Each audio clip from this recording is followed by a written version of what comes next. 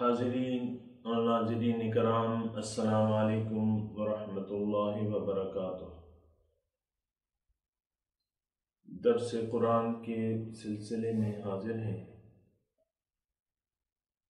سورہ بقرہ کا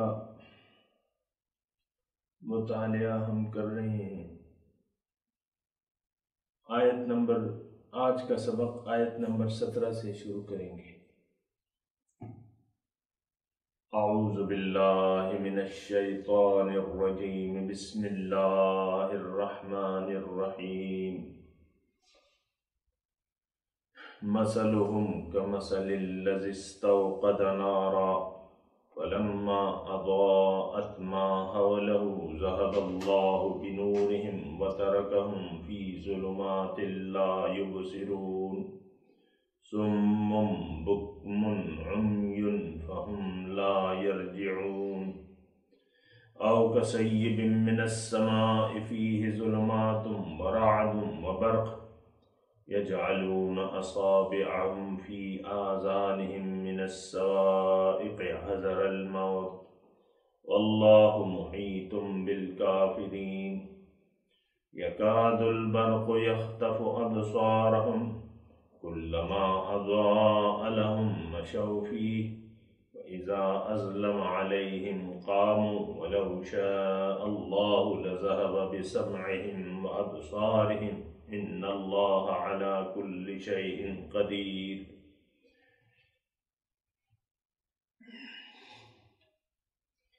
اللہ اکبر۔ مثلہم، ان کی مثال ایسی ہے کمثل الذی استوقد نارا، جیسے کہ ایک شخص نے آگ روشن کی، فلما اضاءت ما حولہ، جب اس آگ کی وجہ سے ماحول روشن ہو گیا، ذہب اللہ بنورہم، اللہ تعالیٰ نے ان کی نور بصارت ضبط کر لی، لے لی ان سے، وترکہم، چھوڑ دیا ان کو تاریکیوں میں، اب وہ دیکھتے نہیں، سمن، بہرے ہیں، بکمن، گونگے ہیں، عمیٌ، اندھے ہیں، فہم لا یرجعون، اب وہ واپس لوٹنے والے نہیں ہیں۔ او کصیب من السماء،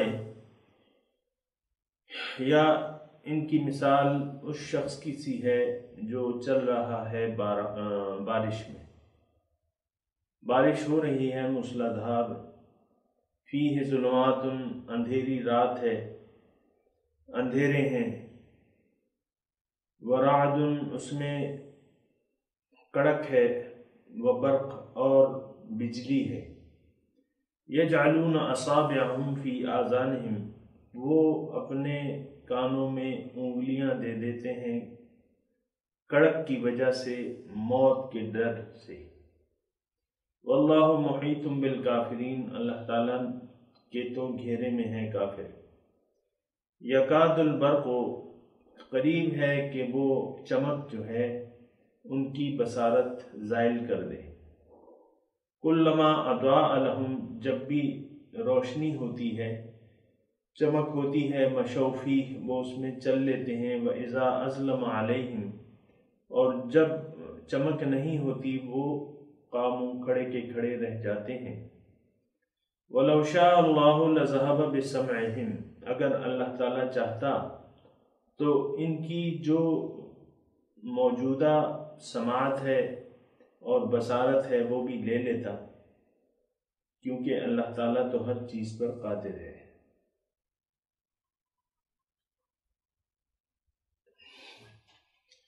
ان لوگوں کا تذکرہ ہو رہا ہے جنہوں نے حق کو مان کر اس پر عمل نہیں کیا، ان حق کے مطابق جو اصول ہیں ان کو نہیں اپنایا۔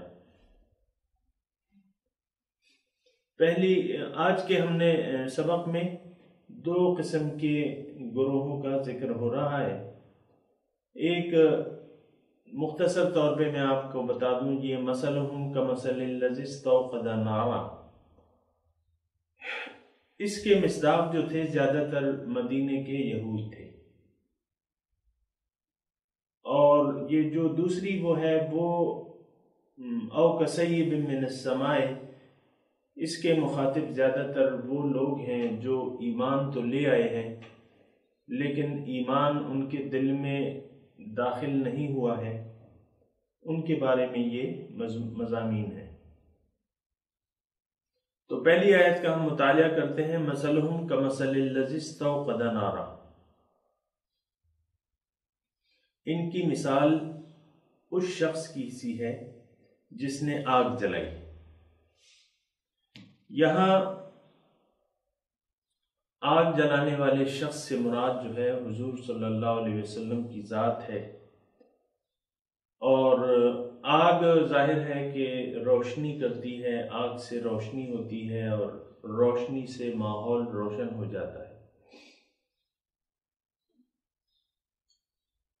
اللہ اکبر۔ تو جب ماحول روشن ہو جائے تو اس سے فائدہ اٹھانا چاہیے۔ جو شخص روشنی کی تلاش میں ہے تو جب تک اندھیرے ہیں تو تب تک ہیں، لیکن جب روشنی کے اسباب اسے مہیا ہو جائیں تو اس کو اس روشنی سے فائدہ اٹھانا چاہیے۔ مدینے کے یہودوں کا آپ اگر ان کی تاریخ دیکھیں کہ مدینے میں وہ کیوں آئے تھے، اور یہود جیسا کہ آپ کو معلوم ہے کہ یہود حضرت موسیٰ علیہ السلام کے پیروکار تھے اور تھے مسلمان، بعد میں انہوں نے اپنے لیے نام یہودی پسند کر لیا تھا، یعنی اپنا اصل شناخت جو تھی وہ بھی انہوں نے ترک کر دی تھی۔ علی الذین ہادوا، اور جو اپنے آپ کو یہودی کہلاتے ہیں، ہادو۔ تو اس قوم کی تاریخ تو کافی لمبی ہے، اور موسیٰ علیہ السلام کے ساتھ جو انہوں نے سلوک کیا وہ ابھی آئے گا، اور جو اللہ تعالیٰ نے ان پہ نعمتیں کی تھی وہ اس کا بھی تذکرہ ہوگا۔ تو یہود جو تھے، یعنی آپ دیکھیں کہ موسیٰ علیہ السلام کا جو میں آپ کو کہا ہے کہ بھی تذکرہ آئے گا، موسیٰ علیہ السلام کے ساتھ انہوں نے کیا سلوک کیا، لیکن مسلسل ان کی بدعمالیوں کی وجہ سے اور اپنے پیغمبر کی تعلیمات سے انحراف کی وجہ سے اللہ تعالیٰ کے جو نصب العین ان کو دیا گیا تھا کہ تم دنیا کو ترجیح نہ دو بلکہ آخرت کو ترجیح دو، اور اللہ کے احکامات پر عمل کرو، انہوں نے ظاہر پرستی کو اپنا لیا، جیسا کہ آج ہم نے ظاہر کو اپنا مطلوب و مقصود بنایا ہوا ہے۔ اسی طرح انہوں نے ظاہر کا اتباع شروع کر دیا تھا اور ظاہر کی پیروی کرتے تھے، اور ظاہری مفادات کو، اپنے دنیا کے مفادات کو دین پر ترجیح دے دیتے تھے، جیسا کہ آج کا مسلمان ہے۔ کوئی خاص فرق نہیں ہے، کیونکہ حضور صلی اللہ علیہ وسلم نے ہمیں پہلے سے انتباہ کیا ہوا ہے کہ دیکھو تم ایسا کرو گے لیکن تم باز رہنا ایسا کرنے سے، اور کوشش کرنا کہ ایسا نہ کرو، گزشتہ قوموں کے اس پر عمل نہ کرو۔ تو یہود نے اول ان کی بدعمالیوں کی سزا اللہ تعالیٰ نے ان کو پہلا عذاب جو ان پہ بڑا عذاب آیا تو وہ بابل والوں نے ان کے دارالحکومت جو بیت المقدس تھا اس پر حملہ کیا، اور بیت المقدس کو جو ہے وہ یعنی اس پر ہل چلا دیا، بالکل زمین سے ہموار کر دیا۔ کافی سارے لوگ قتل ہو گئے، اور پھر باقی کو جو ہے وہ قید کر کے لے گیا اپنی راجدھانی میں۔ تقریباً 100 سال جو ہے وہ وہاں مقید رہے، اور پھر حضرت اللہ تعالیٰ نے ان کو دوبارہ ایک موقع دینا چاہا۔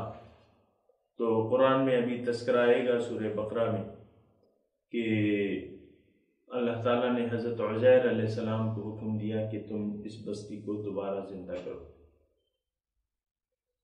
تو پھر انا یحیی ھذہ اللہ بعد موتھا فاماتہ اللہ مئۃ عام ثم بعثہ، وہ اپنی جگہ پہ اس کا تذکرہ آئے گا۔ حضرت عزیر علیہ السلام نے ان کو یعنی واپس لے آئے بیت المقدس، ان کی غلامی سے نجات دی، اور پھر تورات کو جو ہے انہوں نے یکجا کیا، اللہ تعالیٰ نے ان پہ پھر دوبارہ ان پر انعام کیا، اور ان کا جو اجڑا ہوا شہر تھا دوبارہ آباد ہو گیا، اور سلطنت ان کی پھر بحال ہو گئی۔ ہوتا ہوتا پھر دوبارہ ان میں وہ بدعمالیاں آ گئیں۔ پھر دوسرا حملہ جو ہے روم والوں نے کیا، روما نے، اور اس کو پھر دوبارہ ان کے بیت المقدس کو تباہ کر دیا، برباد کر دیا۔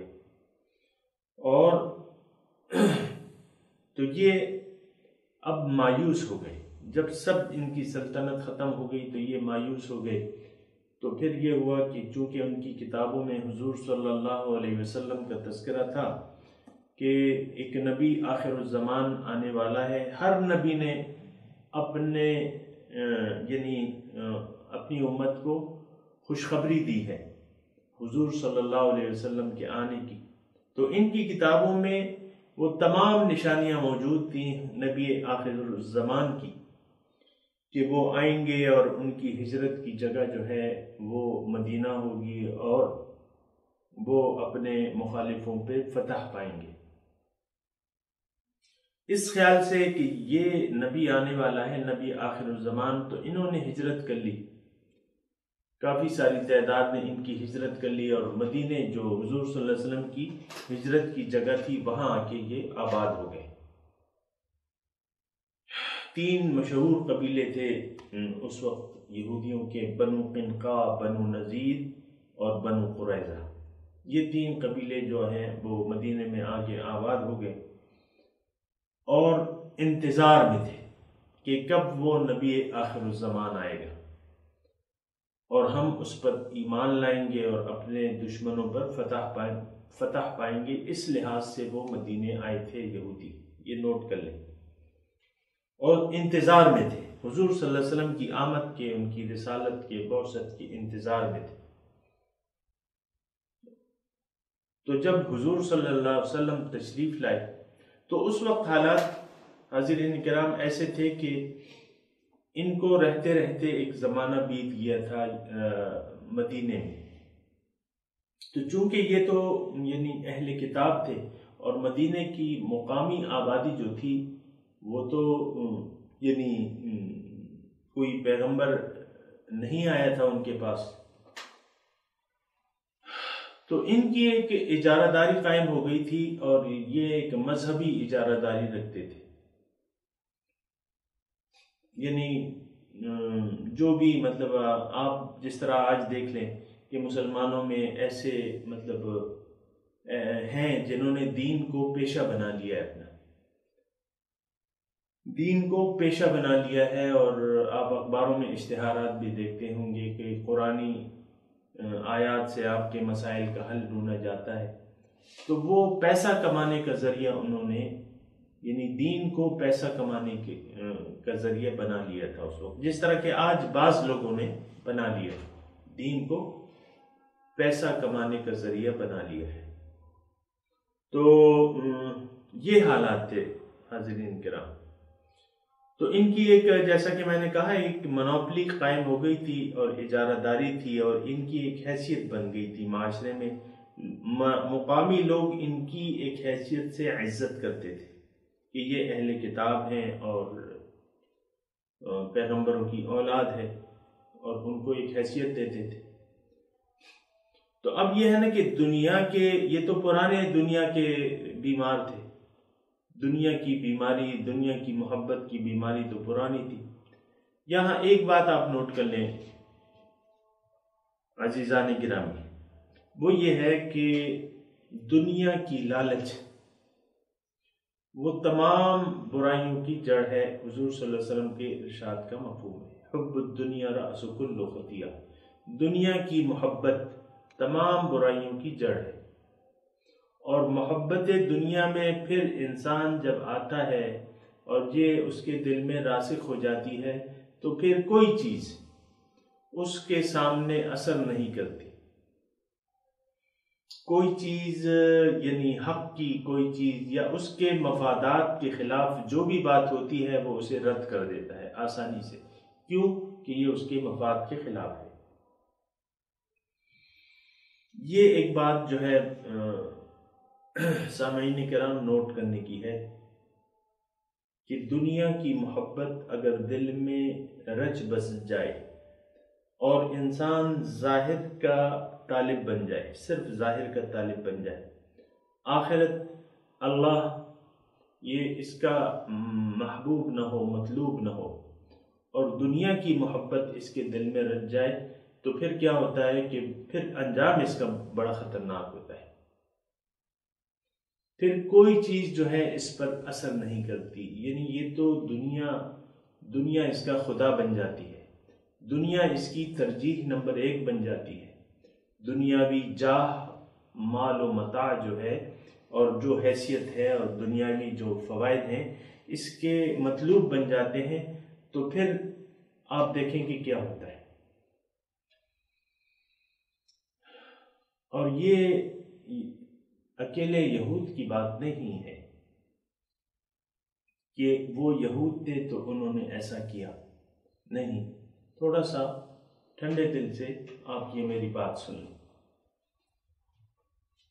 اصل جو چیز ہے وہ دنیا کی محبت ہے، برائیوں کی جڑ جو ہے وہ دنیا کی محبت ہے۔ حضور صلی اللہ علیہ وسلم کے قول کے مطابق دنیا کی محبت جب اس دل میں بیٹھ جائے اور انسان اپنے دیگر ہوش و حواس سے کام نہ لے، جو اللہ تعالیٰ نے اس کو عقل و شعور دیے ہیں اور اختیار دیا ہے، ارادہ دیا ہے، یہ امانت الہیہ ہیں، اس سے کام نہ لے اور ظاہر پہ لٹو ہو جائے اور ظاہر کا پجاری بن جائے، تو پھر جو ہے آپ یقین رکھیں یہ اس وقت کی بات نہیں ہے، یہ آج کی بھی بات ہے کہ کوئی چیز جو ہے اس پر پھر اثر نہیں کرتی، نہ اللہ کی بات، نہ رسول کی بات، غرض کوئی چیز بھی اثر نہیں کرتی۔ یعنی دلائل سے اگر آپ کوئی چیز ان کو دینا چاہیں تو وہ نہیں، یعنی ان کو وہ قبول نہیں کریں گے۔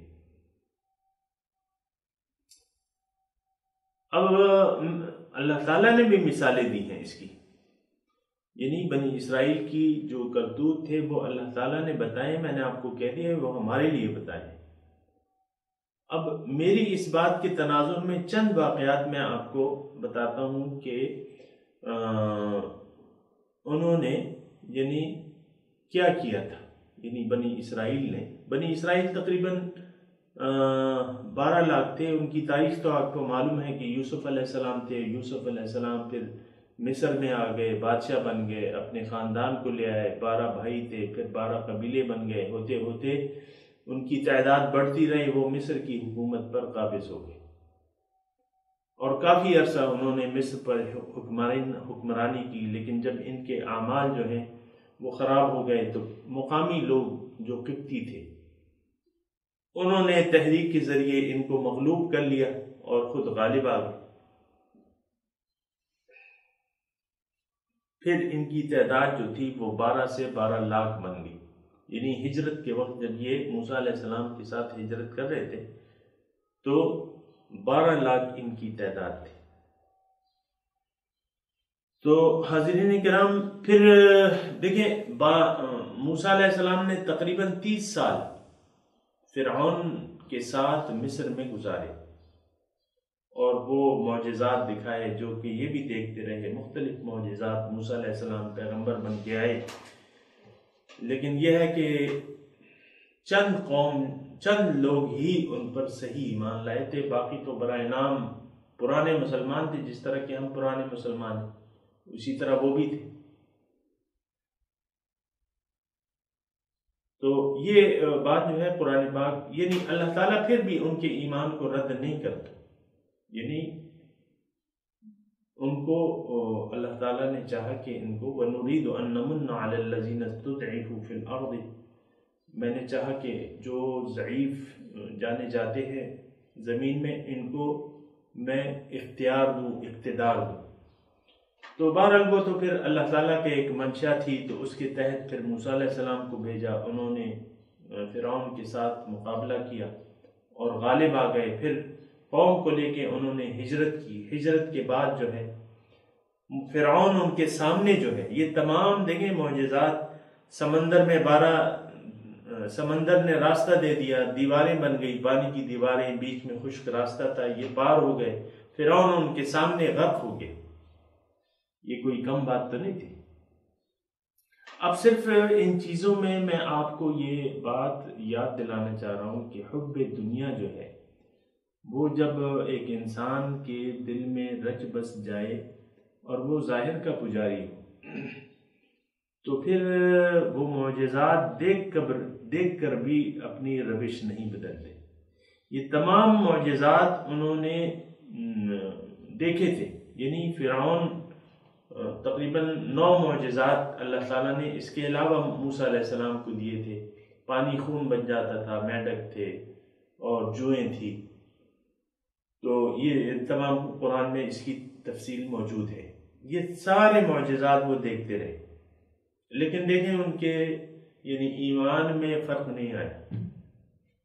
جو ظاہر کی محبت تھی وہ اس میں مشغول رہے۔ ٹھیک ہے، انہوں نے پیغمبر کو یعنی ایک حیثیت سے تسلیم تو کر لیا، لیکن ان کی تعلیمات کو دل میں داخل نہیں کیا۔ تو کیا ہوا کہ جب وہ فرعون ان کے سامنے غرق ہو گیا تو وہ آگے چلے، یعنی وہ تو جزیرہ نما سینا جا رہے تھے، راستے میں ایک مندر پڑتا تھا،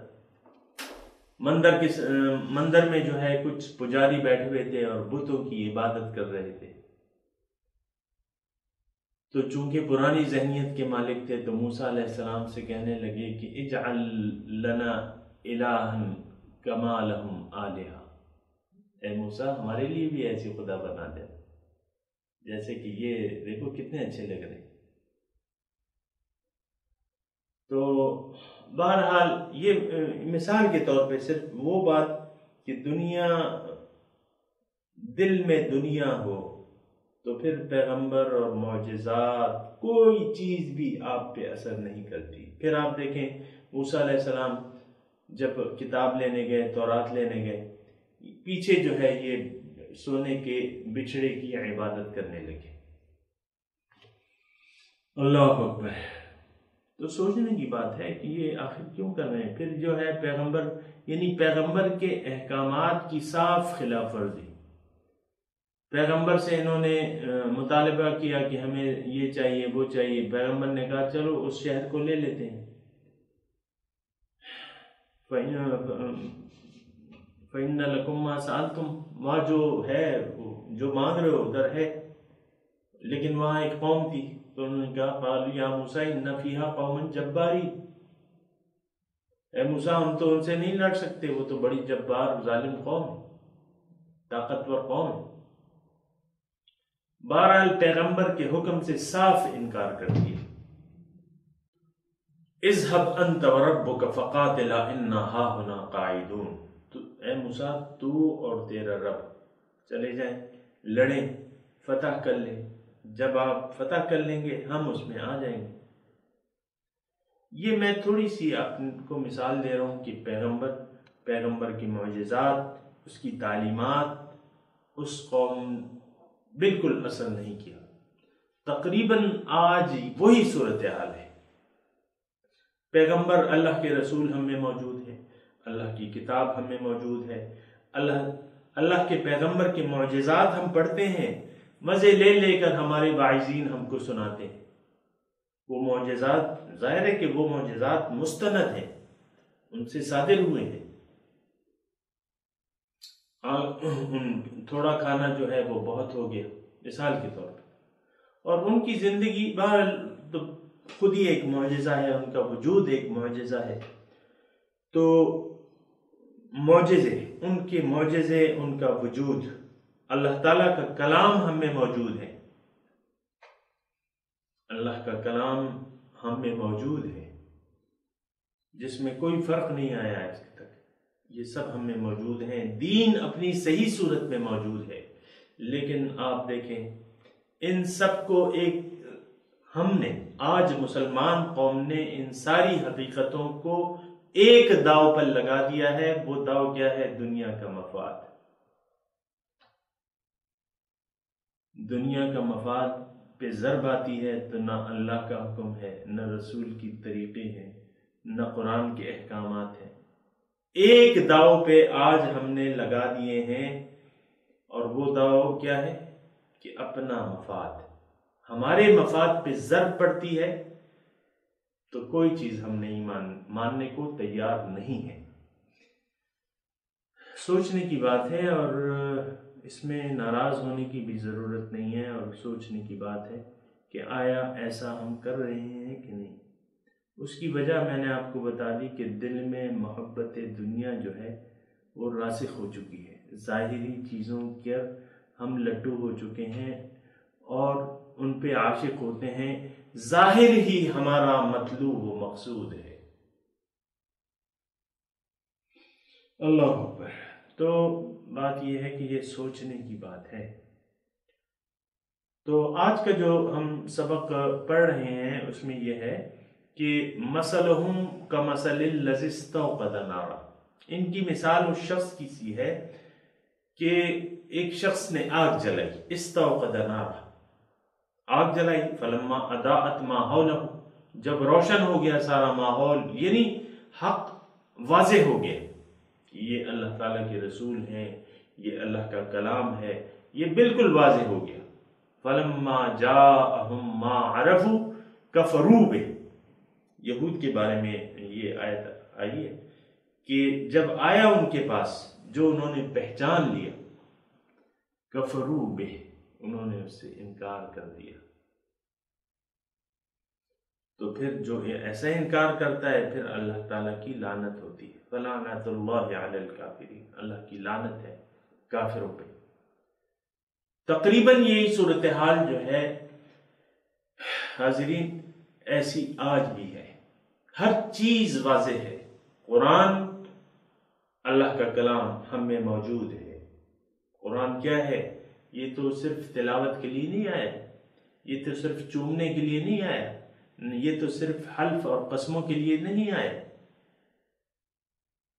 تو جب نہیں آیا ہے تو اس کا مطلب یہ ہے کہ یہ تو ایک ضابطہ حیات ہے، ایک طرز زندگی بتاتا ہے، ایک صراط مستقیم ہمیں بتاتا ہے، اس پر چلنے کی ہدایت کرتا ہے۔ پھر اللہ کے رسول، اس کی طریقہ، اس کی سنت ہم میں موجود ہے، اللہ تعالیٰ کے احکامات، قرآن، رسول، یہ سب موجود ہیں، ایک داؤ پہ ہم نے لگا دیا ہے، میں بار بار کہہ رہا ہوں، اور وہ اپنی خواہشات۔ اور یہ بھی میں آپ کو کہتا ہوں کہ ہم نے آج خواہشات، دین کو اپنی خواہشات کے تابع کر لیا ہے، دین کو اپنی خواہشات کے تابع کر لیا ہے۔ تو جب آپ دین کو اپنی خواہشات کے تابع کر لیتے ہیں تو پھر تو کام جو ہے بگڑ جاتا ہے۔ تو فلما اضاءت ما حولہ، جب روشن ہو گیا ماحول، ایک شخص نے آگ جلائی اور وہ ماحول روشن ہو گیا، ذهب اللہ بنورہم وترکہم فی ظلمات لا یبصرون، اللہ تعالیٰ نے ان کی نور بصیرت ضائع کر دی، لے لی، وترکہم، چھوڑ دیا ان کو اندھیروں میں، روشنی تو ہو گئی تھی لیکن اندھیروں میں چھوڑ دیا اللہ تعالیٰ نے، لا یبصرون، اب وہ دیکھتے نہیں۔ اندھیروں میں اللہ تعالیٰ ایسے نہیں چھوڑتا، پہلے انسان خود فیصلہ کرتا ہے کہ میں نے اندھیروں میں رہنا ہے۔ دنیا اور دنیا داری یہ اندھیرے ہیں، نوٹ کر لیں یہ بات، دنیا اور دنیا داری یہ اندھیرے ہیں، اور جو سب کچھ یہ ہمیں نظر آ رہا ہے، جس کی محبت میں ہم گرفتار ہیں، یہ بھی اندھیرے ہیں، یہ حق نہیں ہے، یہ اندھیرے ہیں۔ حق کیا ہے؟ اللہ، اللہ حق ہے اور باقی اندھیرے ہیں۔ فماذا بعد الحق الا الضلال، اللہ تعالیٰ فرماتے ہیں کہ حق کے بعد تو صرف گمراہی رہ جاتی ہے۔ دنیا اور ما فیہا، یہ نوٹ کر لیں اور تھوڑا اس پہ سوچیں، یہ اندھیرے ہیں۔ اگر اس میں ہم پڑ گئے، اس کی محبت میں گرفتار ہو گئے تو پھر اندھیروں میں رہیں گے، بھلے ہمیں روشنی نظر آئے، ہم اندھیرے میں رہنا پسند کریں گے اچھا پھر یہ ہوتا ہے کہ اللہ تعالیٰ پھر تو زبردستی تو کرتا نہیں ہے۔ آپ نے از خود یہ فیصلہ کر لیا ہے کہ میں نے اندھیرے مجھے پسند ہیں، دنیا کے اندھیرے جو ہیں وہ مجھے پسند ہیں اور یہی میرا مطلوب و مقصود ہے۔ اللہ اکبر۔ تو پھر یہ ہوتا ہے کہ اللہ تعالیٰ تو زبردستی نہیں، وَتَرَكَهُمْ فِي ظُلُمَاتٍ، ان کو چھوڑ دیتا ہے۔ دیکھیں یہ بڑے سمجھنے کے لفظ ہیں، بعض لوگ یہ کہتے ہیں کہ اللہ نے ایسا کر دیا، نہیں، تَرَكَهُمْ چھوڑ دیا اللہ تعالیٰ نے۔ ایک آدمی گمراہی میں رہنا چاہتا ہے تو پھر اللہ تعالیٰ اس کے ساتھ زبردستی نہیں کرتا، کیونکہ یہ اس کا قانون نہیں ہے انسان کے متعلق۔ باقی دنیا جو ہے، باقی مخلوقات جو ہیں وہ مجبور ہیں، لیکن انسان کو اللہ تعالیٰ نے مجبور پیدا نہیں کیا ہے۔ ہاں، اندھیرے اور روشنی، حق اور باطل واضح کر دیا ہے۔ وَهَدَيْنَاهُ النَّجْدَيْنِ، اللہ تعالیٰ فرماتا ہے کہ دونوں راستے اس کو میں نے بتا دیے ہیں۔ وَهَدَيْنَاهُ السَّبِيلِ، اس کو میں نے راستے بتا دیے ہیں، اما شاکرم و اما کفورا، اگر اب یہ اس کی مرضی ہے کہ شکر گزار کی روش اختیار کرتا ہے یا ناشکری کی، یہ اس کی مرضی ہے۔ وَقُلِ الْحَقُّ مِنْ رَبِّكُمْ، آپ کہہ دیجئے کہ حق تو تمہارے رب کی طرف سے ہے۔ فَمَنْ شَاءَ فَلْيُؤْمِنْ، جس کا جی چاہے تو ایمان لے آئے، وَمَنْ شَاءَ فَلْيَكْفُرْ، اور جس کا جی چاہے انکار کر دے۔ تو اللہ تعالیٰ کسی کو نہ گمراہی کے راستے پر لے جاتا ہے نہ ہدایت دیتا ہے، زبردستی کی میں بات کر رہا ہوں۔ جو اپنی اللہ تعالیٰ نے انسان کو عقل و شعور دیا ہے، اختیار دیا ہے، ارادہ دیا ہے، پھر اس کو راستے ہدایت واضح کر دی ہے، ہدایت بھجوا دی ہے، کیونکہ یہ اس کی ذمہ داری ہے۔ انسان کو ہدایت دینا اللہ کی ذمہ داری ہے۔ ان علینا للہدیٰ، ہدایت دینا انسان کو، سیدھا راستہ بتانا اللہ تعالیٰ کہہ رہے ہیں میری ذمہ داری ہے۔ تو جب راستہ بتا دیا اور ہدایت کے تمام اسباب مہیا کر دیے، گمراہی کو واضح کر دیا، آپ اسی سورہ بقرہ میں ہے نا، قد تبین الرشد من الغی، ہدایت گمراہی سے واضح ہو گئی۔ تو جب واضح ہو گئی ہے تو اب انسان کی اپنی مرضی ہے، اس کو اختیار دیا ہے اللہ تعالیٰ نے، بھائی تمہاری مرضی ہے، تم اندھیروں میں رہنا چاہتے ہو، رہو اندھیروں۔ ترکہم، ان کو چھوڑ دیتا ہے۔ آپ ایک بچے کا ایک راستے پر لے جا رہے ہیں بچے کو، یا مطلب بچہ ایسا نہیں، مطلب جو باشعور ہے، لڑکا ہے، بالغ ہے، ایک راستے پر لے جا رہے ہیں، آپ اس نے آپ کی انگلی پکڑ لی، آپ نے اس کا ہاتھ پکڑا ہوا ہے، کچھ دیر بعد وہ آپ سے اپنا ہاتھ چھڑا لیتا ہے، آپ جس راستے پر جا رہے ہیں وہاں نہیں چلنا چاہتا، تو پہلے تو آپ اسے سمجھاتے ہیں، جب وہ نہیں سمجھتا تو آپ اس کا ہاتھ چھوڑ دیتے ہیں۔ ترکہم، چھوڑ دیتا ہے ان کو، فی ظلمات لا یبصرون، یہ اندھیروں میں ہیں، اب یہ ان کی بصارت کام نہیں کرتی، ان کی آنکھوں پہ پردے پڑ گئے ہیں۔ صم بکم عمی فہم لا یرجعون، یہ آیت ہم پڑھتے بھی ہیں، سنتے بھی ہیں، لیکن سمجھنے کی کوشش نہیں کرتے، اور ہم کہتے ہیں یہ کسی اور کے لیے ہے۔ اللہ اکبر۔ سمن یہ پہلے ہو چکے ہیں، ان کے کان جو ہیں حق کی آواز سنتے نہیں، بکمن گونگے ہیں، عمیٌ اندھے ہیں۔ حق کی آواز ان کے منہ سے نکل ہی نہیں سکتی۔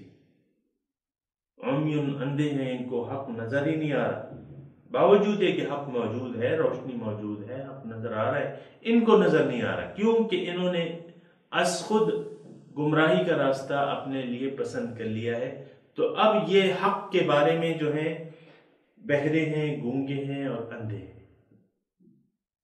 فَهُمْ لَا يَرْجِعُونَ، اب جو اپنے لیے خود یہ صفات پسند کر لے، دنیا کو ترجیح دے دے آخرت پر، ابھی ہم نے پڑھا اولئک الذین اشتروا الضلالۃ بالہدیٰ، انہوں نے گمراہی کو خرید لیا ہدایت کے عوض، ہدایت کو بیچ دیا، گمراہی کو خرید لیا۔ لا یرجعون، اب یہ واپس نہیں آئیں گے۔ بہت خطرناک صورتحال ہے۔ اگر ہم سوچیں اور سمجھ سے کام لیں تو بات یہ ہے کہ یہ سارے القابات ہم پہ بھی فٹ ہو سکتے ہیں اگر ہم ان کی زد میں آتے ہیں۔ اگر ہم نے دنیا کو اپنا محبوب بنا لیا ہے، اسی کو مقصود بنا چکے ہیں، یہی ہمارا مطلوب ہے۔ حاضرین دیکھیں، اس میں یعنی ناراضگی کی بات نہیں ہے، اور صرف یہ ہے کہ تھوڑا سا سوچنے کی بات ہے۔ آیا اس وقت اب ہم اور آپ خود اپنا احتساب کریں کہ آیا اس وقت ہمارا مطلوب و مقصود و محبوب کیا ہے؟